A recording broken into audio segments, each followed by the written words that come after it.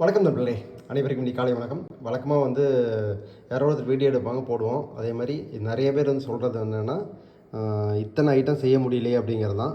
அவங்களுக்காக ஒரு simple recipe, simple menu போட்டிருக்கோம் பாருங்கள்.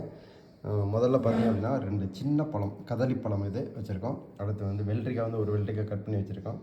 இது முட்டை பொரியல் பண்ணியிருக்கேன். ஓகே, அடுத்து இது என்னென்னு பார்த்தீங்க அப்படின்னா, இதுதான் மெயின் கோர்ஸ் வழக்கமாக காய் சுண்டல் இதெல்லாம் வச்சுருப்பானே, இன்றைக்கி ஒன்றையும் காணுமேன்னு பார்க்குறீங்க இல்லையா? அது எல்லாமே இதில் இருக்குது. ஏன்னா சிங்கிள் பார்ட் ரைஸாக பண்ணிட்டோம். இதில் கத்திரிக்காய் கொஞ்சம் நிறையவே போட்டிருக்கோம், ஒரு 1/4 கிலோவுக்கு மேலே போட்டிருக்கேன். அதுக்கப்புறம் இது சிகப்பு காராமணி இது போட்டிருக்கேன். ப்ளஸ் துவரம்பருப்பு கொஞ்சம் போட்டிருக்கிறேன். இதோட கருப்பு கவுனி அரிசி போட்டிருக்கிறேன்.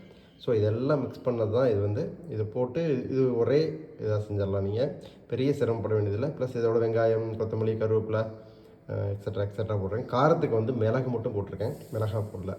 ஸோ இதுதான் இன்றைக்கி என்னுடைய காலை உணவு.